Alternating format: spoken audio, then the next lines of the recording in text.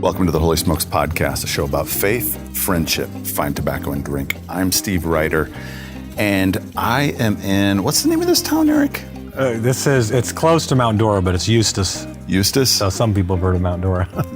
Mount Dora, Florida, which is in the Orlando area. And I came out here for National Religious Broadcasters Convention. And when I did your interview, Eric, I don't think I did rapid fire questions. And so let's talk a little bit about an update, what's going on with you. And it's something I learned yesterday is you've written a couple books. You're working on a third one right now. Really technically a fourth one, but a third one in a tween series, I guess. Yeah, it's kind of fantasy fiction, youth fantasy, Christian fiction. Yeah, and so I figured, what the heck? Let's get this recorded. And everyone that I've talked to, one of their favorite parts of the podcast is rapid fire, and hearing some funny stuff and some getting your cigar recommendations and that kind of stuff. So I wanted to make sure to get the rapid fire. So, Eric, just for a refresher for people that may have missed that episode, because that was almost 3 years ago now is when we recorded that one. At the very first conclave, when I met you and Andrew in person. And so, kind of just talk a little about you're born and raised in South Florida. Yeah, basically. I mean, we moved to Florida. Our family. It's a big story of lived in 6 places before I was in 3rd grade, and we finally ended up in Miami. My dad had been with Campus Crusade out in California, and so they transferred him to Miami. So I would call Miami home, and being raised there. We had an awesome church about a mile from our house that we got involved with, and really, my youth pastor there was like a second father. He was just a real big influence on my life. I was one of the leaders in the youth group, and that's where I met my wife, Kim. She was raised in the same church. We have old photos of us. Didn't know each other when we were like in a little youth choir in our robes and different stuff. And but yeah, I met in high school there, dated for 7 years, all through high school and college, and got married a week after I graduated college. And this year we celebrate our 35th wedding anniversary. Congratulations, my man. Yeah. That's awesome. Your wife's awesome. I freaking love her.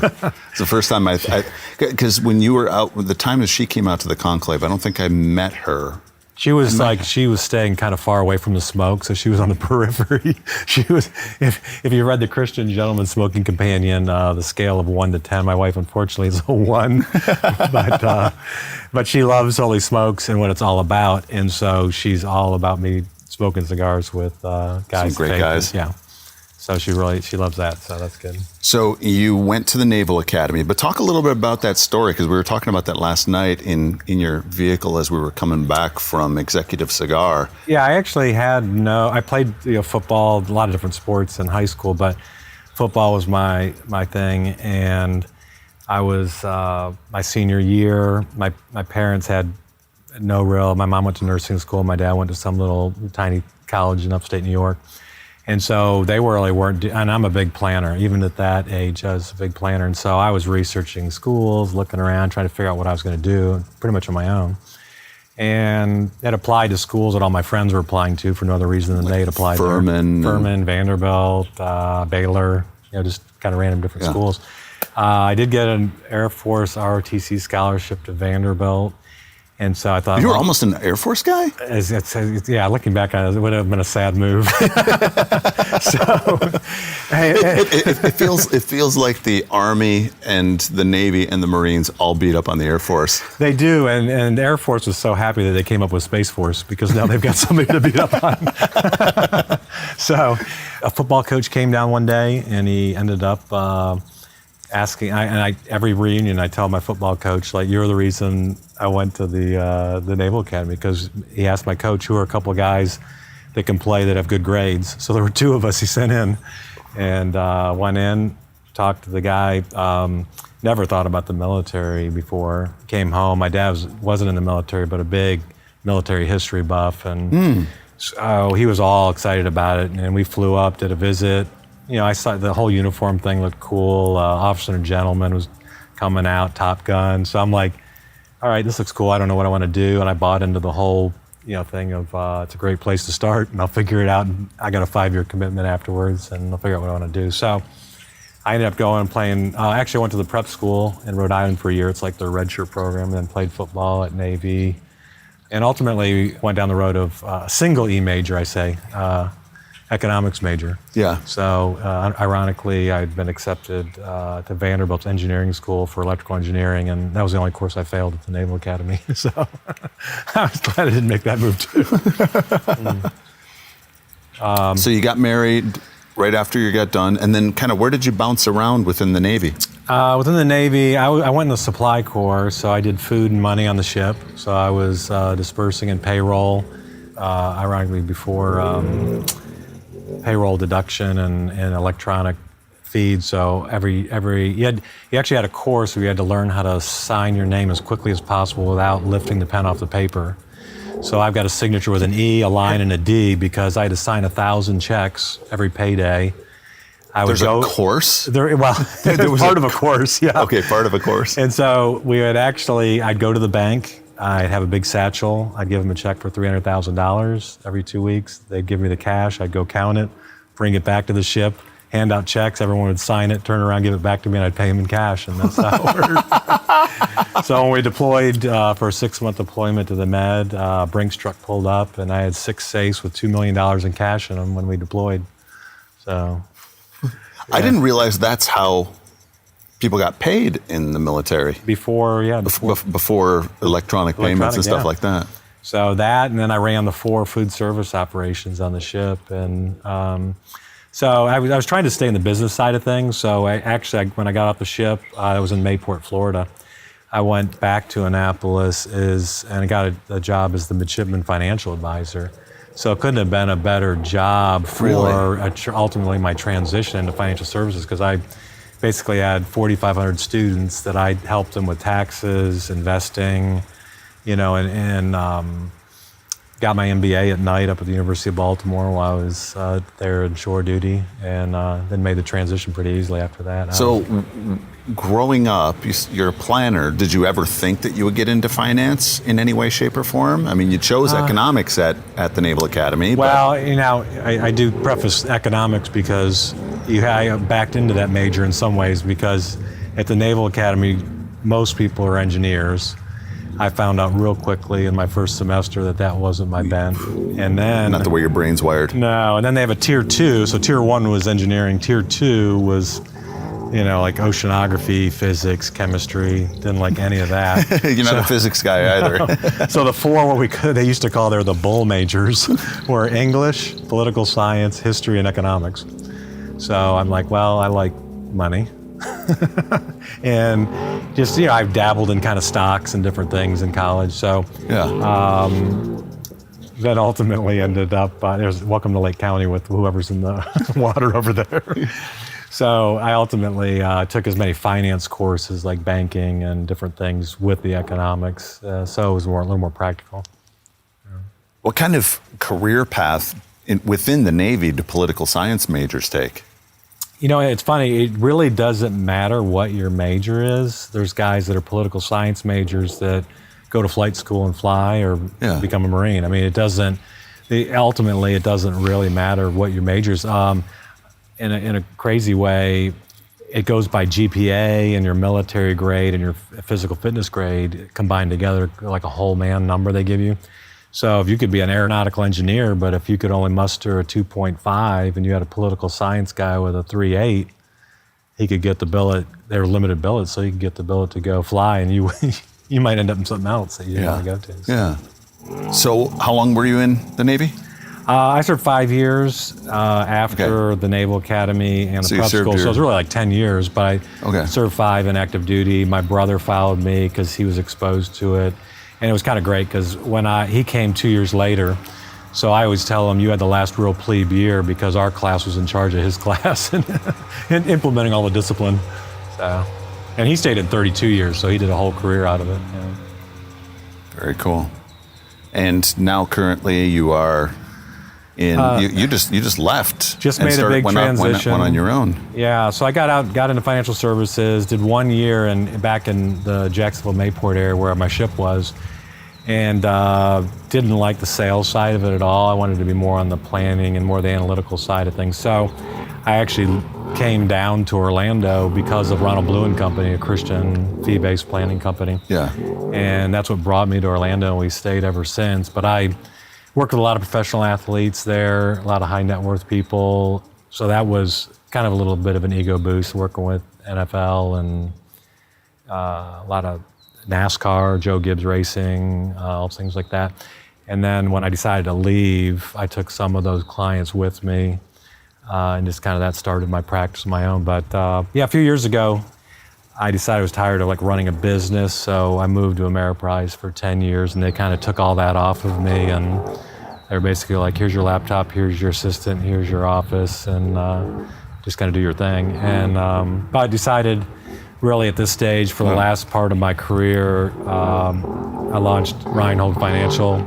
My daughter's working with me as the director of operations, and my son is a finance major at Auburn, and he went to Navy ROTC there, so he's a weapons officer on a ship, just getting transferred to Pearl Harbor. But when he's done with his tour there, he's going to come join us too. So. 18 months, you said he's going to be over there? He'll be 18 months on a destroyer out of Pearl, so yeah.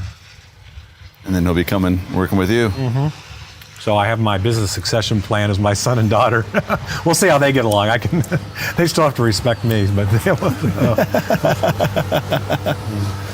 So Eric Reinhold, let's get to rapid fire questions. Hey everyone, I wanted to announce that we have Holy Smokes gear. That's right, we have swag. We currently have hats, shirts, stickers like for your vehicle or your travel humidor, magnets, even branded bourbon glasses for a limited time. Go to holysmokes.club and click on the shop tab. That's holysmokes.club. I'm super proud of the shirts. They're made with Bella canvas shirts that are soft and incredibly comfortable. The hats fit wonderfully, which can be a problem for those of us with big noggins. We plan on having a lot more to offer, like Guayabera shirts, additional t-shirt designs, beanies, polos, hoodies, cigar accessories, and much more. Check it out. And even if you don't make a purchase now, be sure to sign up for that email list, as I've thrown a couple big discount coupon codes for those exclusively on that list. So click the shop tab at holysmokes.club. Thanks. Rapid fire. Fire here.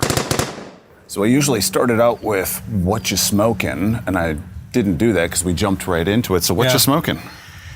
This is actually my go-to cigar. This is the La Gloria Cubana Series R. I love those. So I love those the stick. Those are so good. And it's not, it's an inexpensive stick, but it's just so tasty. Yeah, so it's a great value stick. Yeah, so I love that one for just kind of every day. It's funny. Last night, I love the CAO Amazon Basin that was mentioned last night in the podcast. Yeah, great stick too. And actually, my first favorite was probably the Oliva Series V. I like the box press. That it's really nice. Very cool. Yeah.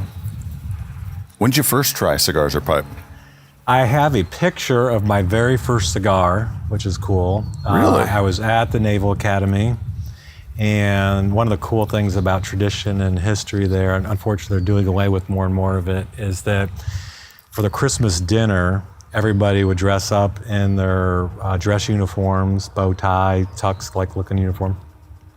All 4,500 students would be down in the dining hall after just an amazing sit-down dinner. They would pass out cigars to every midshipman, and we had port wine. And it was 4,500 midshipmen smoking cigars in one dining hall that wasn't built for the filtration. Smelled like smoke for like 3 weeks after that, which is probably why they did away with it. But that was my first cigar, so I've got a great picture of about 15 of us from my company, and a picture and holding sticks and stuff. So, you ever done pipe? I actually have a number of pipes, and the interesting thing with pipes, I don't smoke pipes as much as I probably should. I mean, I love C.S. Lewis's "A pipe gives a wise man time to think, and a fool something to stick in his mouth." I mean, I love that quote. But my brother actually gave me one of his pipes, my youngest brother, and the mistake I made and learned really quickly after I did some research is you do not suck in on a pipe like you do a cigar. The draw is much more patient, which is probably why I don't smoke them. But I sucked in on that thing like I was, starting a fire, fanning a flame, and I got burnt tongue, and I literally, my tongue hurt so bad for about 3 days. I was just, it really forces you to be patient, which I'm not a real patient person, but yeah. What's your favorite cigar? A favorite cigar, if I didn't have, I like the Opus X a lot. I like Liga Privada, the T52 or the number 9. The most expensive cigar I ever smoked was and it was kind of a funny story, but it was I was down at Corona, downtown Orlando, and I hosted events monthly for my business, and so I had a group of guys, and we'd finished our cigars, and we were almost getting ready to leave, and the waitress came over, and she said, you guys can order anything you want on the drink menu. And I had a couple bankers there, and they're like, they were always asking for it, but I said, no, I'm not paying for it. But it was, can we get the Pappy Van Winkles? And she's like, sure, you can get anything you want. I'm like, shoot, that's $110 pour. So she poured 3 of us that, other guys different drinks. And so we're drinking this stuff, and I thought, well, I've been doing events here for like 5 years. Maybe they're just comping me or something. Well, all of a sudden, this guy comes over, thick New York accent. He's like, how you guys liking your cigars? We're like, or your drinks. And we're like, oh, great. He's like, yeah, I bought those for you. And I'm like, okay. And then I'm thinking, what's this guy's angle? And he came over, and he starts talking about all sorts of random things, how he's got these laundromats. And I'm thinking, okay, he's laundering money, is that code, and he's talking about silver and gold and this and that. And we got to talking about my 2 daughters, and he's like, hey, if your daughters are ever downtown and have any problems, here's my card with my cell, call and I'll have some of my people come over and take care of it. I'm like, oh gosh. So then he sees my sticks like all the way down, and he's like, what do you want? He says, I'll get you a cigar. I'm like, I'll take the Opus X Blue Label. That was like the most expensive cigar that I think they sold in there. But it was a good smoke. But I'm like, okay, I'm not going to buy $80 cigars on a regular basis. So. Where's your go-to place to get your smokes? I go to, really just depends whatever cigar place I'm at. The Executive Cigars, they've got a kind of a unique selection. I do like trying out new things all the time. I go and put up crazy bids on cigarbid.com a lot, and I'll win some of these sometimes where I get like these Series R, I'll get a thing of 10 for like $15, and I'm like, what a steal. So occasionally I'll do that. Yeah. What's your favorite liquid pairing with your smoke? Favorite liquid pairing, I do make my own smoky old fashions. Ooh. So I've got the little cedar chips and the stuff I put in and make my own. I think Wayne, out of Wayne's World, I was like the bartender out there last year and making them for the whole group all week I was there. Old fashions were something Elizabeth got into the last few years of her life, and that was her go-to. That was her go-to whenever we would go out to dinner. And yeah. I like rums too. I like Diplomatica rum. Really? I've never really gotten into rums. Never really given. I've tried the cheap stuff. But there's some good sipping rums. I know the Havana 7 is one that Andrew Lawson loves, and I've got some of that today. But Boomba, I bought 6 bottles and brought it last year out to the guys in Colorado Springs and left a bottle at everybody's house, and I got them all hooked on it. So it smells like Bananas Foster. I mean, it's amazing. So, really? Yeah. BUMBA has a big X, looks like pirate grog, but it's awesome. That's cool. Most interesting person you've ever met through cigars? I'm trying to remember. One of the it wasn't Rocky Patel. It was his brother that was doing an event at Corona. Met him and talked with him, which is interesting. But with cigars, it's almost what I find more interesting to me is introducing people to cigars.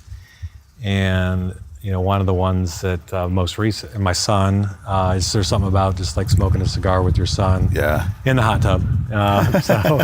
But that's been awesome. My son-in-law, or soon-to-be son-in-law next week. Yeah, next week your introduced him to cigars, so I've kind of like brought him into it. And now he's like, he always tells Kara, the next, when I come down to Orlando, I want to have a cigar with your dad in the hot tub. That's like, so that's kind of cool.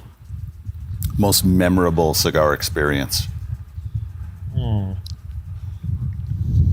Most memorable, Really, it was probably out camping, backpacking out to a spot with my son and my brother, the one who went to the Naval Academy as well, is a huge cigar smoker.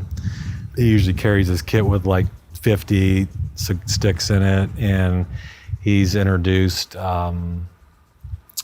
was the head of the ROTC at Georgia Tech, and so he wanted to keep traditions going like we had at the Naval Academy, and so he would have all the midshipmen up to his place, introduce him to cigars, how to cut it, and usually I'd get a text from him the next day, and it'd have these cigars that were cut off like 2 inches in, and he's like a bunch of rookies, It's like, so, but he's it's always interesting listening to him. That's why you give them a V cut. That way they can't screw that up. That's right. Yeah. So, but yeah, my brother's interesting to listen to because he flew like 250 missions over Afghanistan and Iraq, and so some of his stories and stuff, and getting photos from him when he was in the military on some base, and he's next to a sign that says highly flammable, no smoking. He's got a cigar out. Your brother sounds like my kind of guy. Yeah. Marvel or DC? We talked about this last night. We did. I'd have to go Marvel. I'm a huge comic book collector. I've got 1,000 comic books bagged and boarded. Collected them from 3rd grade on up. Just last year sold a 20-cent Master of Kung Fu, or known as Shang-Chi, for $400 online. So I've got a lot of good comics. I do have a lot of DC as well, but primarily Marvel's my thing. Who was your favorite superhero when you were a kid? Favorite superhero? That comes from probably the DC side, because I used to collect. I have probably 100 comic books at least from Legion of Superheroes, and there was a smattering of like these 30 superheroes. They'd always grab 4 or 5 for a mission. Everybody else was busy, and so they got this laundry day. Yeah. So I dressed up. There was one character. My mom was a great seamstress, and so she'd usually make our Halloween costumes. And so my brother was Superboy. I was Starboy. There was just one guy who could, I don't know. Starboy. He had these powers to make things like super heavy. Yeah. It was some random superpower. And so for whatever reason, I gravitated to that particular character. That'd be a great one for when your kids are on their phones too much. Yeah. You can't lift it up. So here, let me set that down face down. Boom, you can't pick it up now. my mom was awesome too, because we got too lazy as we got older into middle school, and didn't want to we wanted to stay out trick-or-treating, so we'd go around the neighborhood and then we'd change into another costume and go around again, and usually we were like 3 costumes in, going around this neighborhood. There's 3 different characters, so. Star Wars or Star Trek? I would go neither. Star Wars. Okay. But that's based on the me enjoying the first 3, which are 4, 5, and 6, I guess. Yeah. But after that, for me, I'm totally lost in the new Star Wars world. I kind of tried to do 1, 2, and 3, and after that, it was like, okay, we destroyed the Death Star. Now we're going to destroy the bigger Death Star, and now the bigger Death Star. So. Yeah. But the original 3 to me, actually, the interesting thing, Kim and I's one of our first dates was going to see The Empire Strikes Back. And I was appalled that the ticket price, they had just jacked it up to $5 for that. And I was so upset. For people that are classic Star Wars, did you ever watch Rogue One? It's about the lead up to getting to the Death Star plans, and it's kind of a spy thriller. I probably did, but it's like all the new characters, Yeah. I just couldn't.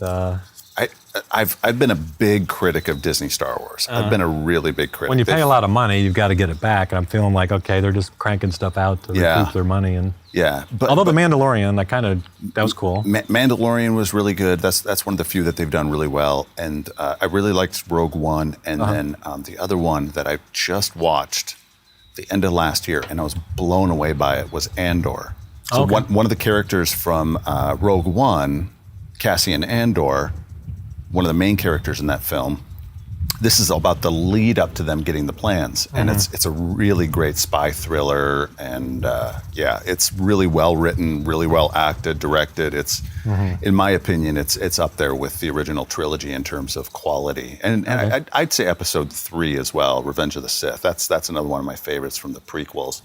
So for those that are listening, if you haven't watched Andor and you're a Star Wars fan, you've kind of given up, watch Andor because it's really, really good. What kinds of music do you love? I love, all types of music except for probably rap and, kind of just headbanger noise, in my opinion. But I like jazz a lot. I'm a huge classic rock person, so that was kind of my thing in the the 70s and 80s. But I like even some of the campy 80s music. I've got 2 separate, on my. I was going to say my iPod because my kids give me crap about that. But, I do have it segmented in the 80s into, whether it's Jenny and, some of the other, songs versus classic rock. They're segmented into 2 groups. So. Is there a band from your youth that will completely transport you back and still really resonates with your spirit? Several groups. My 2 favorite groups were Heart and Aerosmith. So I had, every album from both. Last night on the drive, you said if you weren't in your current career, so tell that story. You were at church. Well, I lead a life group at church, and I always have typically lead off questions, and sometimes they have nothing to do with the lesson's about, and we'll go around and so I did ask the question if you could be in any profession or what would you want to do, and so people are going around, they're naming just all these random kind of nice church answer type stuff, and then got around to me, and I've got authored a few books. So I said, well, I either want to be kind of the next J.K. Rowling in the Christian fantasy world, or the lead singer for Aerosmith. So they all looked at me like, who is this guy? So they're 2 very, very separate type of things. But we really didn't get into I totally forgot when we were doing your interview portion. Yeah. I mentioned that you had written 2 books, 2 fantasy books, and we didn't talk about that. So talk about. Yeah, my girls, when I really liked kind of fantasy sci-fi books growing up. The one that had the biggest impression with me is you can get it in the used bookstore. It's called Hunters of the Red Moon. Really? By Marion Zimmer Bradley. An amazing one-off book that she wrote, and it's an awesome book. It's almost like for the Hunger Games, like they ripped it off of that type of book. Yeah. And so basically I used to tell stories to we had 2 girls first. I was shocked that I had girls because there's all boys on our side of the family. And so every night before putting them to bed, I had these ongoing stories I would pick up every night, where it left off. And you knew the girls were paying attention because in my mind, I had to create a name. She had this color hair, this color eyes, and if I messed it up, they would correct me. So they were really into it. And so one night, my oldest said to me, Dad, you need to make this into a book so other kids could enjoy it. And I'm like, God, that got me thinking. And I liked creative writing. I probably would have gone an English major if I hadn't have done economics. And so I started doing a ton of research on writing. And we had homeschooled our kids, so this was the time where the first Harry Potter book had just come out. And while I enjoyed them as an adult, there are a lot of people in the homeschool movement and others who really didn't like some of the overtones, especially, kind of the demonic feel of some of the stuff. So I really got to thinking, how can I make the story I told the girls into something that homeschoolers, Christian kids could really enjoy. And so I didn't want to do magic because that didn't really work. And so I looked at, looking through scripture, I thought, well, angels and demons, that's kind of cool. I'd read This Present Darkness, love that type of process. So I just decided I was going to create a group of 3 kids. There were, friends. And one night, the main character is Ryan Waters. And one night, Gabriel comes and visits him. It's the opening scene. And it's just kind of that shock value of meeting an angel, and he tells him he needs to find the king's sword, and it's based on Ephesians 6, so the armor of God. And that same night, we go over to the bully in the class, and he's visited by a demon that tells him to stop Ryan from finding the sword.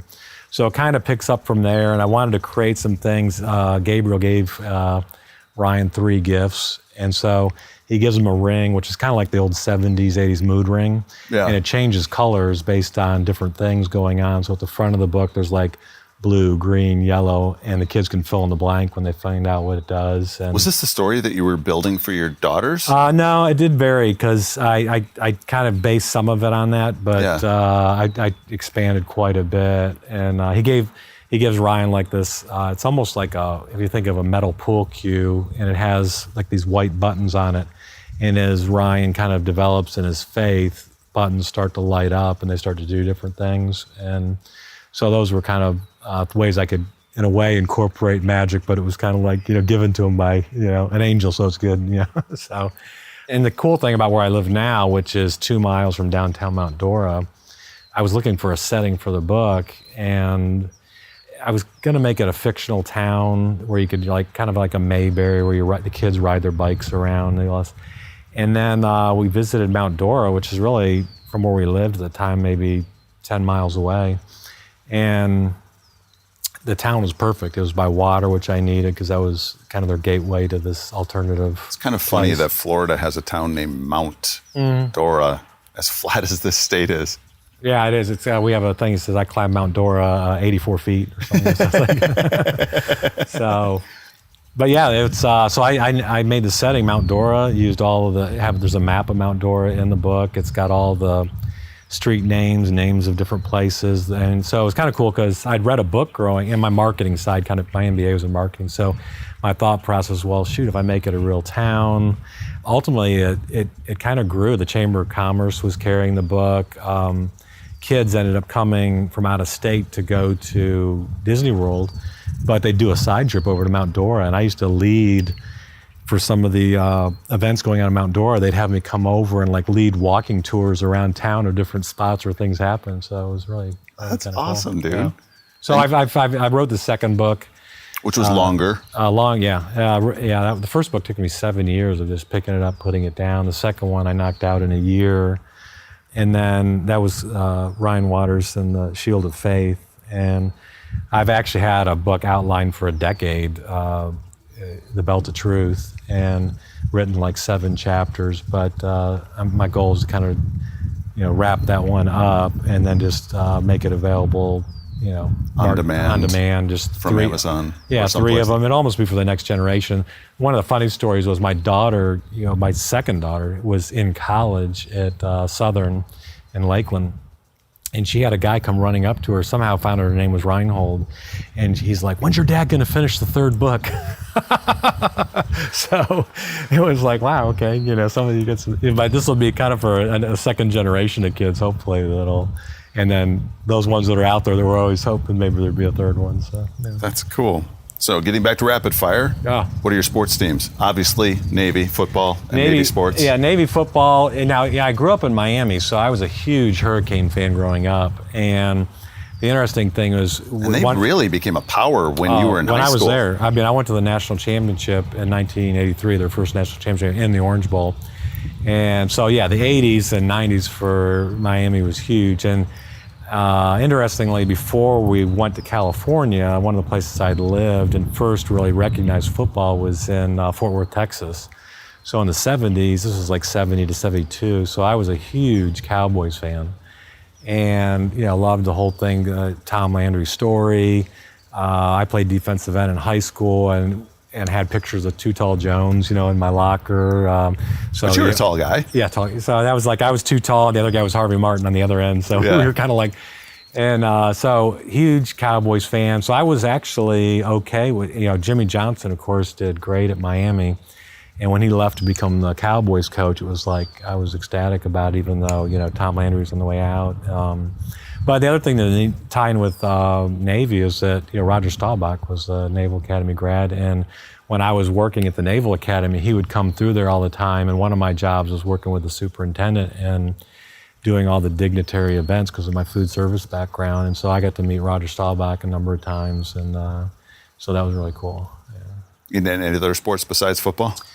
Besides football, I tried to like baseball. I even went out for the baseball team because our football coach was, won all sorts of championships. And our Aaron Rodriguez was played at our high school long really? after me, but Yeah. but I mean our high school was a powerhouse in baseball, and I was left-handed, so I thought it would be a pitcher, but that lasted about 2 weeks. I was like, so I played soccer in high school, enjoyed that, but no real outside of football. I'm a bigger college fan. So I'm involved with Florida Citrus Sports and go scout football games all over the place in the football season. So that's a lot of fun. Very cool. Favorite food? Favorite food? I love salmon. We've got an awesome salmon recipe that we do all the time. Brussels sprouts are in vogue now, so we've got a great Brussels sprout recipe that has sriracha and honey and. So it's a kind of a nice taste, and rice pilaf. So those three together, is probably my favorite, dinner to have. Yeah. Dogs, cats, neither, or both? Definitely dogs. I'm an anti-cat person, although a huge animal fan. So we've had so many different animals. Right now, finches in your house. We got finches in the house. You haven't been in my office. You might not have seen it, but I have a Netherland dwarf rabbit in there in the hutch. So I've had 3 rabbits. This is the 3rd one. And I didn't see that. I'm gonna have to look when I get back in the house next. And Blueberry's a name. We did a name thing on Facebook and voting and all this stuff. And so Blueberry comes out and watches TV with us at night and hops around on the floor, and so that's fun. And I'm a big fish person too. So I've always had fish tanks, and so I enjoy just kind of collecting different types of fish and having different tank setups and things. Nickname growing up or in college? Oh, nickname growing up, it's sad. I had a Oh, I'm looking forward to this one then. No, I had a nickname in middle school. The guy, he was our middle school, he had so many different jobs, but the same guy who ended up being the football coach and the baseball coach in high school. He also was the PE coach for middle school. And he gave me this name, Chicken Legs. So so it was funny because it caught on, and I kind of just had to embrace it. So even with shirts, I had a shirt in the back. My mom put this thing that said Chicken Legs, so I just acted like it was okay. But I was usually, I had a really intense anger issues in kind of middle and high school. So. In different sports, we used to play. Our coach loved it. He set us all up. This is like 7th and 8th graders, and we would play street hockey. So if you lay out people. Oh, we had this. You're slapping the stuff across the pavement into there, and we'd wear. Sometimes we'd wear helmets and have. But you could just chuck some guy, and they had one of the wire fences going all the way, around the court, and you just blast people into these fences and stuff like it was a hockey match. But So.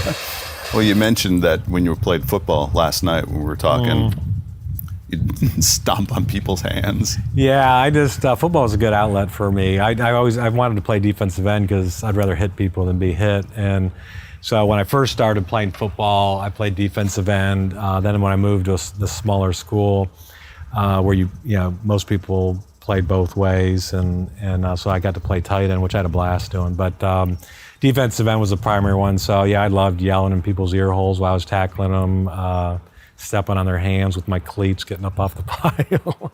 And, my biggest accomplishment nowadays, I probably would have been on the bench just from getting thrown out, but. I remember getting 3 personal fouls in 1 quarter just for hitting people out of bounds and just driving them over the opposing team's bench and just continuing through till they went on the ground. What's one unusual fact that few people know about you? Unusual fact. I did one this morning. Most people don't. I'm one of the few people I've ever met that can actually swallow their tongue. And I'm going to get a video of this, and I got to put it on. I'm going to put it in the group. Yeah, it's kind of a weird thing because people ask me like, "Why did you first figure out you could do that?" And I don't know. I think it was like in middle school because I could always stick my tongue back and like touch the, it was like I call it the punching bag thing hanging down there, uvula or whatever. And then I found out I could stick my tongue past that And it's like I don't have. Can you still breathe through your nose? Still breathe through my nose, so I don't Okay. have a gag reflex because I can put anything right back in my throat and I Really? won't gag. Oh my gosh. And the problem is like under my tongue where normally it's connected, Yeah. I don't have that piece that connects the tongue to the bottom part of your mouth. So it's, I can stick my tongue out and touch my nose. I can play songs with my tongue. So there's also, so it's like, I wanted to be on Letterman's Stupid Human Tricks, but that never materialized. But I was telling you the funniest stories when I go to the dentist, a new dentist, the hygienist would come in and she'd be, looking at my mouth to do something while I'd stick my tongue back in my throat and then roll my eyes back like I was having a seizure and start to shake a little bit. And this one gal went running out screaming for the doctor, and he came in, and I'm just like, what? And I'm looking at him. So, sometimes I'll do stuff like that. You a reader? Huge reader. So, What are 1 to 3 books that are among your favorites? Your go-tos to tell people or suggest, give away? Yeah, I mean, I told you about one that, if anybody likes sci-fi, Hunters of the Red Moon is just an awesome book. And I love DeMille. I mean, I think he's hilarious. He's got, there's books that you'll read. Well, Randy Alcorn I love. So he's got 3 fiction books. I didn't realize that. That he's written, And Deception is one of them. They have 3D names, but he's really good. But I love his book, Heaven. I recommend all the time to people. And I give it to clients, believers and unbelievers. I read that back in, I think it was 2011. Mm-hmm. I remember I was listening to it on audiobook. I got it from the library, I got the CDs and downloaded it onto my iPod, and I was listening to it while walking through Paris and Cannes. We went up to Cannes to go to Normandy American Cemetery, and I remember listening to that. I think I listened to it like twice because it was so good. Well, and it's so amazing because it's the premise with just, even him starting off saying your default destination is hell, but his whole thing of, and I'm a planner, so when we go on vacations, I do in-depth analysis and all this of every place we're going, all about it. And he's like, well, if that's the case, why wouldn't you do that for the place you're going to spend eternity? And, right now, most people look at heaven and they're kind of like, well, maybe it's this ethereal place and it's going to be one long, boring church service. And so if you're not excited about going to heaven and what it's going to be like, why are you going to tell other people, oh, you should become a Christian so you can go to heaven? I mean, so it makes it much more alive. But most of what I read in the hot tub on Saturday mornings when I'm having a cigar is kind of spy, CIA, thriller type things. So Vince Flynn was my first introduction to that, and he's awesome. He's passed away now, but there's a guy who's carried on with that. But that led to Brad Thor, Brad Taylor. People are now familiar with Jack Carr. I was going to ask you about Jack Carr and Terminal List series. Terminal List. I mean, the books are always better than the movie, but I agree. But I love it when they try to make them into movies. It's kind of cool to see that visual come out, but. Yeah, I'm not much of a fiction reader, but I remember after hearing Jack Carr on Rogan, I think the last time or the previous time he was on, I remember just, all right, I'll get this from the library and I'll take a listen to it. And I was hooked. And if you read really The Gray series. Man they made into in a movie, and that whole series is awesome. So, love that. Actually, Vince Flynn is interesting because they send me his books every year to do reviews and post beforehand. So I always get it like 2 or 3 months ahead of time, and I have people always asking me for it, like, hey, can you give me the book? That's awesome. Yeah. That's cool. Do you have a life scripture? Life scripture? There was a point in time where every year I would pick out a verse just to be like my year verse and try and focus on that. Because when I look through my Bible where I write in all the time, I'll look in there and see the life verse 1998, life verse, and so usually it skips around depending on where kind of I'm at in life at the time. Right now, I've kind of gone back. I pulled it off the shelf because I kind of keep a little mini library at home and was reading back through Halftime and just this whole idea. The classic Bob Buford book, Moving from Success to Significance. Yeah, and I'm turning 59 this year. I'm like, holy crap, I'm going to turn 60 in a year, and just thinking about, okay, what do I want to be? In this stage of my life, what type of life impact do I want to have? Because the job is kind of up and running. It's there. I don't have to do a lot to it at this point. When it was like early on, it was just trying to stay afloat. So, things like, actually for this year, one of the things I'm envisioning with the Smoke on the Water is there's like 3 guys that aren't too far from my location, and just having the 4 of us together, and then, maybe a max of 8, but trying to bring guys that aren't believers in this area, just to come over and be around a group of guys where they can be like, okay, these guys are real guys, it's not, and just kind of introduce them to Christ that way. Name 3 things that you're thankful for at this time in your life as you're approaching 60. 3 things I'm thankful for. First is my marriage. It's actually, I can honestly say that at this point in time, it's never been better. Mm-hmm. And, Kim and I, we've been together. We celebrated her 16th birthday 2 weeks after we met. So we've celebrated 42 birthdays together. And, it's all the growing pains and all the stuff of, even though we knew each other for 7 years before we got married, I remember we were probably, 3 months into marriage. We're in Athens, Georgia at the Supply Corps school. And I come home one day and she's just bawling. And I'm like, what? And she's like, I'm trapped in this marriage. I'm like, holy cow. I can't believe she said that. And I'm like, what? Everything seems great to me. And it was just like, I wasn't connecting with her emotionally. I had a very emotionless childhood and parents. And hers is just the opposite. And she knew divorce wasn't an option. So it was kind of like, all right, what are we going to do? And so that was a big wake-up call. Another wake-up call with her, she always, at the right times in her life, she jars me awake. And so there was a point where I was, in business, really trying to build a business. I'd get home late, I'd do this and that. And at one point, and I'd come home late for dinner after telling her I'd be home on a certain time. And she said one day, I want to be treated like your best client. Ooh. So that was a huge way. So she'll come up with these zingers and it's just like, cuts right to the heart. So women have a way of doing that. Yeah, so she is completely amazing. She is. She's great. Yeah, and so just like the utmost hostess, so selfless. And so she completes me in a lot of ways. The kids kind of joke because, I'm usually the one with the quips or the trying to have some humor. And so I think I forget what the cartoon that was with the sloth or whatever, but I remember one time the kids saying, "You're funny, Mom's not. You complete each other." But the second one's definitely my kids. A lot of issues, trying to raise kids and do it right. And you just hope. I remember one guy saying to me, it's not how your kids turn out when you finding how successful you are with them, it's how your kids' turn out. Because if you're not imparting the right values, both as a Christian and other things, they're not going to pass those things on. And you're just one generation from kids not going to church, kids not having the faith. And so for me, the thing I brag about the most is my 3 kids are like best friends.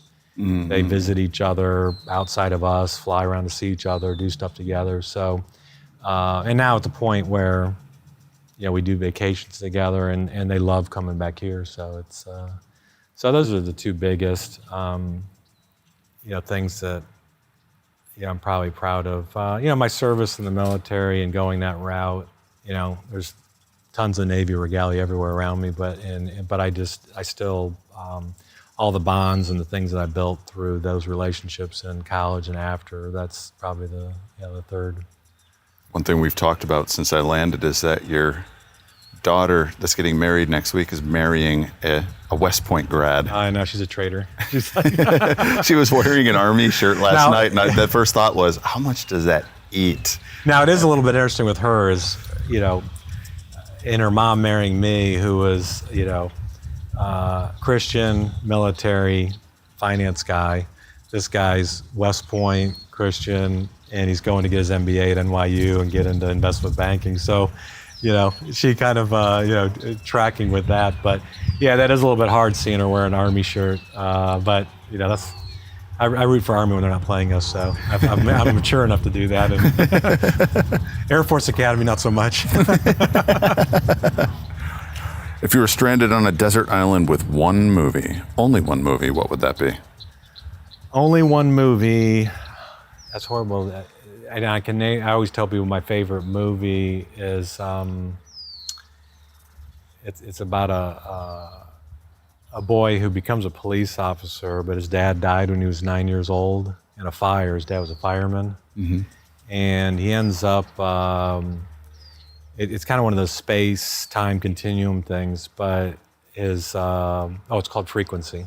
Oh yeah, with Jim Caviezel, right? Jim Caviezel, yeah. And then the main guy, I think his name is second, but I've got that movie and I've watched it so many times because I just love the whole aspect of, he sets up the ham radio that his neighbor brings over, and then he starts, he's been drinking and all this stuff, really misses his dad, and then he kind of dials into this one station, and the guy he's talking to, because of this weird frequency going on in the airwaves, is his dad across time before he died. And he hears his dad actually talking to him in the past, and ultimately it's kind of a dual thing where they end up solving a crime across time that hasn't been solved. The cool thing is that each time is the dad, he tells his dad, when you go in that fire next week, because he knows the date's coming up, he's like, go right, not left. And when his dad's in the building, he does what his son says, and he ends up living, and it changes everything in the future. And now, because of it, the dad meets the mom in the hospital when he's being taken care of. He says some things he shouldn't, and all of a sudden the criminal, the crime they're trying to solve, finds out about his mom and kills her in the past, so his mom disappears in the future. And it's just every little thing that goes on is really fascinating how, changing across time. So I like those type of kind of mini sci-fi type movies. If you could be any animal, what would you be? Any animal, probably go with an eagle. Flying would be cool. They're endangered, so no one's really coming out after you. They don't really have a lot of predators. I think that'd be kind of cool. Are you an early riser, a night owl, or pretty normal? I'm forced to be both because my wife is a late night person, so I'd probably say I'm a little bit of both. I like to get up and get my workout done before the day starts and get that out of the way. So I'll usually get up, go work out, and then she's still sleeping when I come back, but then I end up staying up with her later, so she needs more hours of sleep. Fortunately, I don't. So. What's your greatest strength and what's your greatest weakness?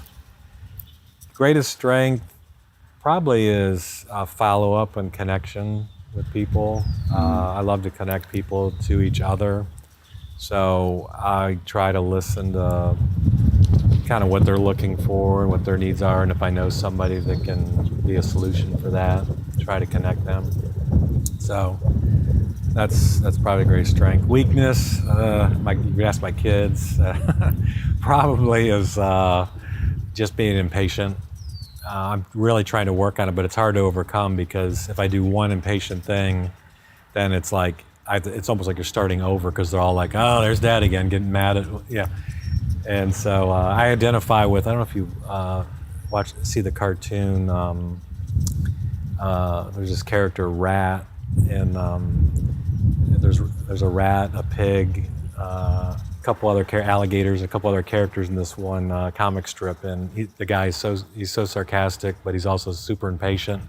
So this week I have a calendar for the year for this cartoon series, and somebody asks him, like, do you honk your horn, after the light turns green, within 2 seconds? And Rat's like, no. He's like, really? He's like, no, I honk it beforehand because I know that person's an idiot and they're not going to move out of my way. So I identify with Rat.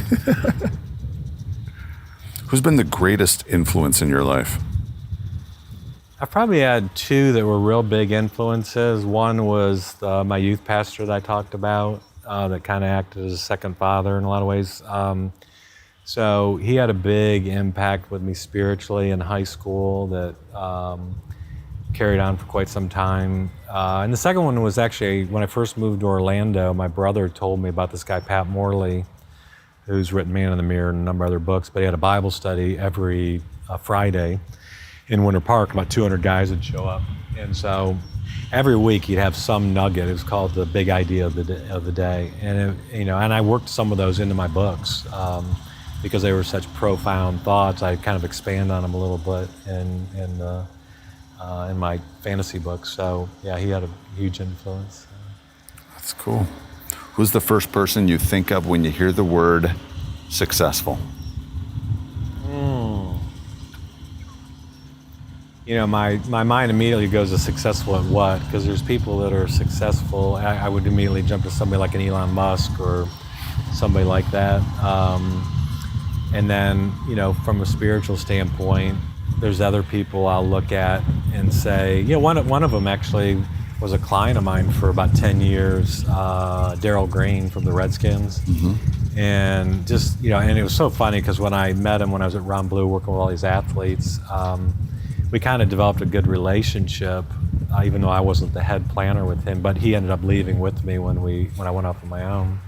But it was really cool because he lasted in the league for 20 years. I used to give him a hard time because I was a huge Cowboys fan and he was a Redskin. But, just flying up to Dulles and then going over to meet with him and his family in Sterling and talking through some of his ministries and impact, and just real neat guy and huge influence on people in the DC area. So that's awesome. What do you do for self-care, to rest, to recharge? That is a very easy question. I sit in my hot tub with a cigar, and that is my recharge big time. How many times do you think you post in Holy Smokes, in the Holy Smokes group, with a picture of you in the hot tub? It feels like it's multiple times a week. Yeah, I don't know if that's sad that it's like, is he needing that much relaxation time? Because my job really isn't that stressful anymore. It was super stressful. It was really funny. It was super stressful in the month of March because when I left Ameriprise, it was I think I was telling you I'm a huge movie person, but it was like reminded me of The Firm. Like you can never leave The Firm meets Jerry Maguire. And the names were passed out and everybody was calling all my clients, and it's like, are these guys thinking through that they're like trying to steal money from me by trying to take my clients away? And you said some of those clients you brought to Ameriprise. Oh yeah, a ton of them. And so fortunately, some of the real long-time people would send me pictures of things that these guys were sending, like letters or post-it notes on stuff, and mailing to them and trying to take away. And so it was fulfilling in some ways that these people weren't going to be swayed away by some talk or something that we can do better this way. So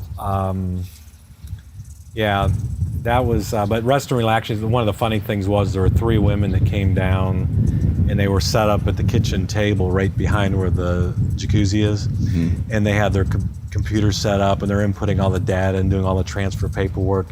And it was funny because they said, we've never done an onboarding of a new advisor who's so relaxed about things.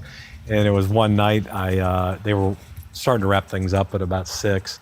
And so I got a cigar and some bourbon and got in the hot tub, and she took a picture she's like, here we are working, and she takes a picture from my kitchen looking down at the hot tub, and I'm in there reading a book and having a bourbon and a cigar. Wow. And she sent it back to all the people at the home office. So it was pretty cool. All right. I'm going to try something new that I've never done on the podcast before. You're the first one. Wow. Okay. It's kind of morbid to think about, but in reality, it's kind of in the back of our heads. How long do you think you're going to live? That's an interesting question because I try to think on the short end from a standpoint of, if something happened to me today, what's going to happen to my wife and my kids and this. The kids are out of the house now, but Kim is what I focus on. Mm-hmm. And I did have open heart surgery back in 20 years ago to replace a valve with a mechanical one. And that was probably the biggest time of thinking about mortality was way back then. And I've been on blood thinners since and do all the stuff with that. So, to me, I'm almost say like, hey, if I'm 85, great.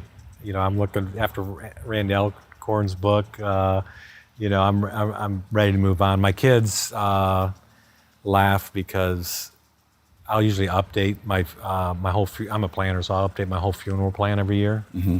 and I haven't laid out of who's going to be the pallbearers that have to carry me down, and adjust that. And actually, I've gotten to the point where I said, I want I was telling them one day, I said, I want to do a video every year of that they could play at the funeral. I've never seen it done, so I'm like, I want to have a bunch of jokes, have just a lot of fun with it.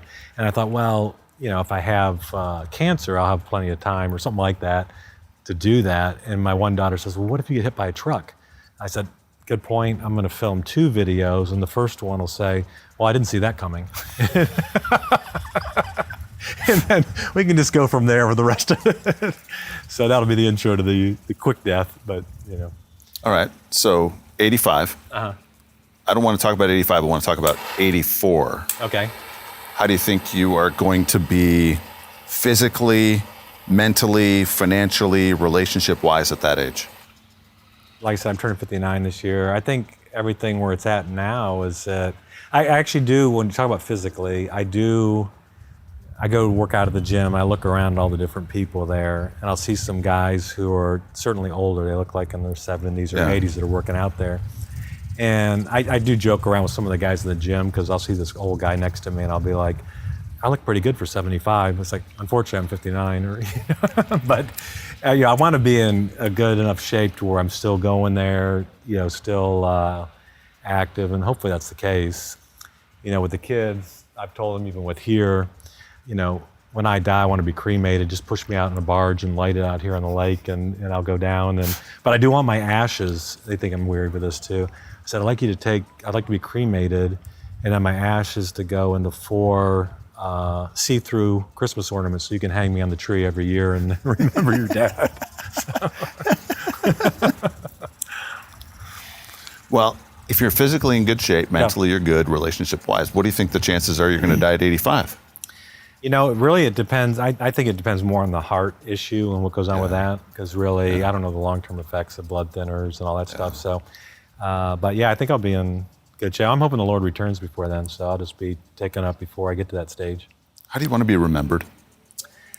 Great husband, great dad, and just relationship-wise, that my kids will take stuff from that and carry it forward with their families, and spending time with them.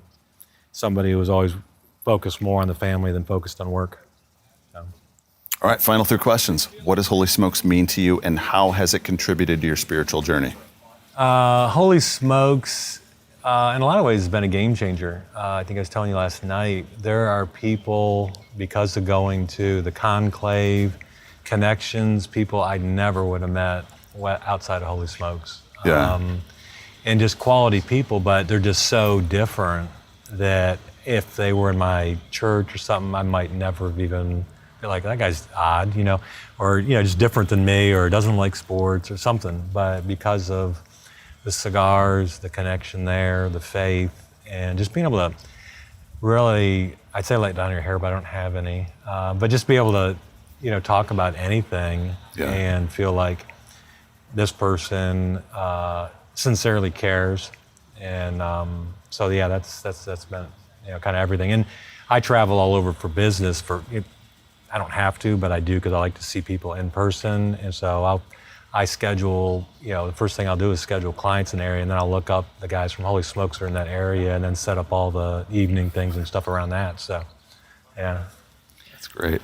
All right, if you could have a Holy Smoke with any 3 people throughout history, living or deceased, who would they be? Can't name Jesus. Oh, so can I name like the 11 other disciples, or? Yeah, if you want to. Yeah. 3 people. I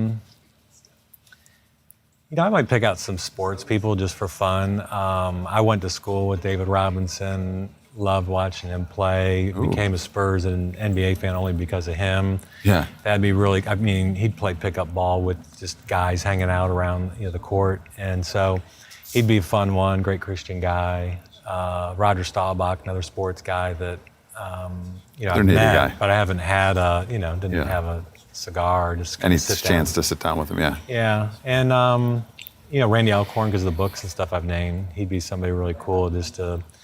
I know some of his story and some of he's gone through, but just to sit down and pick his brain on fiction and nonfiction would be kind of cool. All right, last question. if we're meeting a year from today, and I got a bottle of your favorite bourbon or rum, what are we celebrating? I'd say it can be two things. I think we'd be celebrating what I talked about before with kind of launching something here in the neighborhood to have an impact on, some believers and non-believers in this area. Would be something I'm looking forward to starting this year, and it'd be fun to celebrate that and to see some guys come to know the Lord in this area. And then professionally, even with my kids, I think it'd probably be the second one. Just, my daughter's getting married next week. The other one's married, and we have our first grandson. My son is serious with another girl. Probably will get engaged, not too distant future. Yeah. So just celebrating their lives where they're at, and they're starting their families, and that'd be a big celebration. Eric Reinhold, thanks for being back on the Holy Smokes podcast, my man, and thanks for hosting me here. This is just smoke on the water. I freaking love this place. Great. Awesome. Glad to have you here finally. So.